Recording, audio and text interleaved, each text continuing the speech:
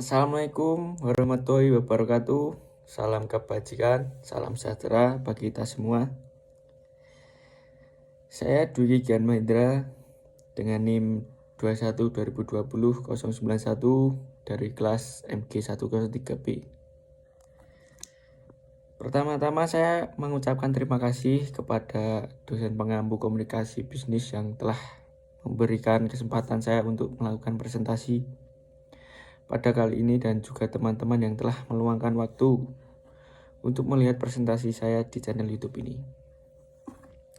Halo teman-teman, apa kabar? Semoga kita dalam keadaan sehat selalu dan selalu tetap semangat. Pada kesempatan kali ini saya akan menjelaskan budaya organisasi. Jadi yang namanya budaya tidak selalu dalam lingkungan masyarakat kita, tetapi di organisasi perusahaan juga terdapat budaya. Lalu bagaimana yang dimaksud atau pengertian dari budaya organisasi itu sendiri? Sebelumnya, budaya organisasi dalam mengelola perusahaan, para manajer di Indonesia pada umumnya sudah mengenal dan menerapkan prinsip-prinsip manajemen modern, seperti misalnya penggunaan pendekatan struktur, sistem, strategi, manajemen baik objektif atau MBO, dan sebagainya. Meskipun ada juga beberapa perusahaan yang masih dikelola secara tradisional, namun rupa-rupanya budaya perusahaan, padahal budaya organisasi dapat digunakan sebagai salah satu alat manajemen untuk mencapai efisiensi, efektivitas, produktivitas, etos kerja seperti yang ditunjukkan di berbagai perusahaan di Jepang, Amerika, dan berbagai negara Eropa lainnya. Ternyata dapat membuat perusahaan berhasil efektif. Kita mulai dengan pengertian budaya organisasi.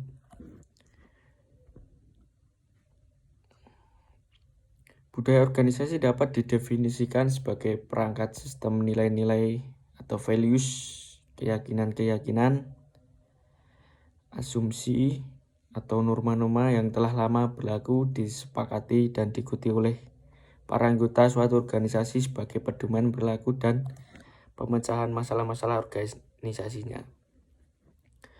Budaya organisasi juga disebut budaya perusahaan, yaitu seperangkat nilai-nilai atau norma-norma yang telah relatif lama berlakunya, dianut bersama oleh para anggota organisasi atau karyawan sebagai norma perilaku dalam penyelesaian masalah-masalah organisasi atau perusahaan. Budaya organisasi merupakan suatu kekuatan sosial yang tidak tampak, yang tidak menggerakkan orang-orang dalam suatu organisasi untuk melakukan aktivitas kerja. Secara tidak sadar, tiap-tiap orang di dalam suatu organisasi mempelajari budaya yang berlaku di dalam organisasinya. Kemudian kita lanjut ke konsep budaya organisasi.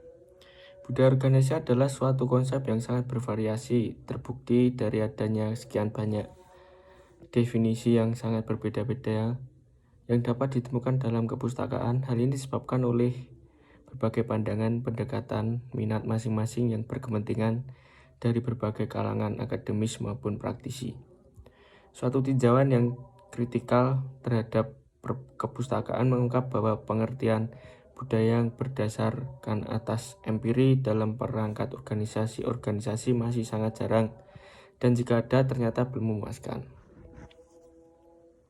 Selanjutnya terdapat ada 5 pendekatan menurut segmen, yaitu pendekatan evolusi, pendekatan partikularisme, pendekatan fungsionalisme, pendekatan materialisme kultur, dan pendekatan idealisme kultur. 4 aliran ini semuanya berpengaruh terhadap keputusan manajemen dan perilaku organisasional dan menimbulkan 3 pendekatan perspektif atau pandangan mengenai budaya organisasi, yaitu pandangan holistik atau pandangan konfigurasionis yang kemudian disebut dengan holistik, yaitu pandangan ini mengikuti pikiran-pikiran yang dicetuskan oleh Benedict Kober dan Kloskon yang memadukan seluruh aspek kognitif, emosi, perilaku, dan benda-benda ke dalam satu kesatuan budaya sebagai suatu totalitas atau keseluruhan. Yang kedua, pandangan variabel. Dalam keputusan manajemen, pandangan variabel disebut juga pandangan perilaku atau lebih memfokuskan pada ekspresi budaya yang dapat disimak dalam bentuk verbal atau perilaku fiskal. Yang ketiga adalah pandangan kognitif. Pandangan kognitif seperti telah dikatakan di bagian depan merupakan rancangan yang digunakan dalam studi ini, memfokuskan pada ide-ide, konsep, rancangan, keyakinan, nilai-nilai atau norma-norma yang dilihat sebagai inti. Kemudian kita lanjut ke fungsi budaya organisasi. Dari sisi fungsi budaya organisasi mempunyai beberapa fungsi. Yang pertama, budaya mempunyai suatu peran pembeda. Hal ini berarti bahwa budaya kinerja menciptakan pembedaan yang jelas antara satu organisasi dengan organisasi yang lain. Yang kedua, budaya organisasi membawa suatu masa identitas bagi anggota-anggotanya. Yang ketiga, budaya organisasi mempermudah timbul pertumbuhan komitmen pada suatu yang lebih luas daripada kepentingan dari individual. Yang keempat, budaya organisasi itu meningkatkan kemantapan sistem sosial. Dalam hubungannya dengan segi sosial, budaya berfungsi sebagai perekat sosial yang membantu persatukan organisasi itu dengan memberikan standar-standar yang tepat untuk apa yang harus dikatakan dan dilakukan oleh karyawan. Kemudian kita lanjut ke nilai-nilai budaya pada perusahaan. Pada masa mendatang akan ditandai oleh kompetisi global, dan perusahaan yang sukses ialah yang mampu mengelola budaya baru dengan nilai-nilai yang mengembangkan perilaku ke arah keberhasilan yang kompetitif.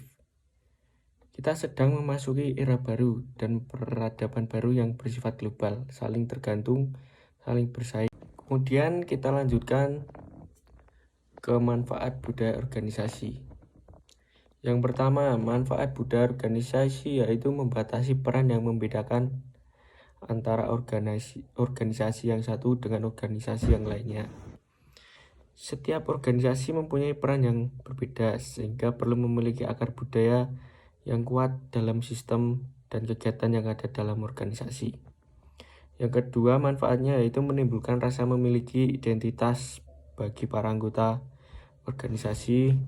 Dengan budaya organisasi yang kuat, anggota organisasi akan merasa memiliki identitas yang merupakan ciri khas organisasi. Yang ketiga yaitu mementingkan tujuan bersama daripada mengutamakan kepentingan individu. Yang selanjutnya yaitu manfaat menjaga stabilitas organisasi. Kesatuan komponen-komponen organisasi yang direkatkan oleh pemahaman budaya yang sama akan membuat kondisi organisasi relatif stabil. Keempat fungsi tersebut menunjukkan bahwa budaya organisasi dapat membentuk perilaku dan tindakan karyawan dalam menjalankan aktivitas di dalam organisasi, sehingga nilai-nilai yang ada dalam budaya organisasi perlu ditanamkan sejak dini pada setiap individu organisasi. Berikut ada 5 kemampuan penting yang harus dimiliki oleh pemimpin. Menerapkan kepemimpinan dalam lingkungan yang sulit seperti ini menuntut kemampuan baru bagi para pemimpin dan pemikiran baru bagi organisasinya. Para pemimpin tersebut dan organisasi mereka dapat bertindak lebih efektif dalam lingkungan tradisional. Kemampuan tersebut mencakup yaitu pertama, kesadaran diri sendiri yang lebih tinggi. Sebuah pemahaman komprehensif atas kekuatan dan kelemahan seseorang, bagaimana hal tersebut dipandang oleh orang lain, dan bagaimana mereka mempengaruhi orang lain adalah sangat penting. Dampak tersebut adalah seperti bercermin pada beberapa cermin sekaligus untuk melihat diri kita sendiri seperti apa yang dilihat orang lain. Kemampuan penting yang kedua adalah kebiasaan meminta umpan balik. Kebiasaan meminta umpan balik adalah melalui dorongan akan umpan balik yang jujur namun konstruktif dari orang lain, atasan, rekan, dan laporan langsung para pemimpin dapat juga mengembangkan kesadaran diri sendiri yang dapat menjadi dasar perubahan dan aksi pribadi. Yang ketiga, haus akan belajar.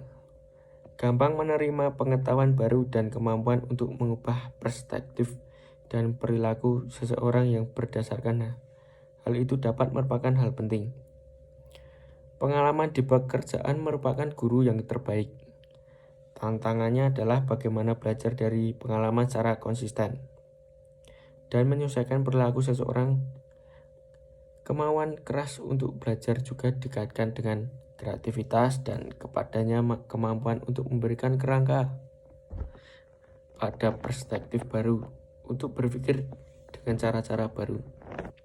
Kemampuan yang keempat adalah integrasi antara kerja dan kehidupan pribadi. Pemimpin dan hidup berhubungan erat, karena pemimpin-pemimpin yang efektif harus mempunyai keyakinan diri yang kuat sebagai manusia seutuhnya, tidak hanya sebagai orang yang didefinisikan oleh karir mereka atau status pekerjaan. Kemampuan penting yang kelima adalah menghormati perbedaan pada orang lain. Agar menjadi efektif dalam rangka lingkungan global yang sedang tumbuh, pemimpin harus sadar akan adanya dan sensitif terhadap orang dan situasi yang jauh berbeda. Jadi kesimpulannya adalah strategi implementasi budaya yang homogen di organisasi dapat dilakukan melalui sosialisasi budaya organisasi. Dalam strategi ini perusahaan melakukan tindakan manipulasi budaya atau persepsi. Oleh karena itu, organisasi harus mampu mengajak karyawan, terutama karyawan baru, untuk melakukan penyesuaian terhadap budaya organisasi. Oke teman-teman, sampai sini presentasi dari saya. Jika ada pertanyaan, bisa ditanyakan di kolom komentar. Terima kasih, saya akhiri. Lebih kurangnya saya mohon minta maaf. Saya akhiri. Wassalamualaikum warahmatullahi wabarakatuh.